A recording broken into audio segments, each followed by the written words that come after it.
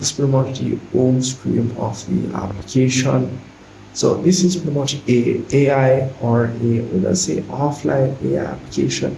But first, you're gonna need to pretty much go ahead and tap on the market or the month section here, and you're gonna pretty much go ahead and download whichever month that you think would be best for you. So you have the text generation section, you have the text or image generation models. You have some of these models here which can generate images. As you can see here, you can scroll and pretty much look for pretty much what you want. And some of them here will tell you how much RAM you need pretty much run these AI models easily without having any internet connection or anything like that.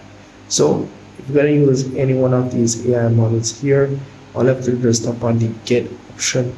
Once you do tap on the get option, we'll pretty much start downloading the AI model, and you'll be able to use that AI model offline. So very easy to use, guys. And here you have the trending option. You can see the top AI models that pretty much everyone on the application is using. As you can see here, the size for that is pretty much unknown. You have some other options. You have 3 GB, 2 GB options. So do make sure to look at the RAM size and as well the size of the AI models that you'll be using. So all of these are pretty much offline, so you won't need any internet connection to use these. So in the settings option here, you do have other options you can pretty much enable.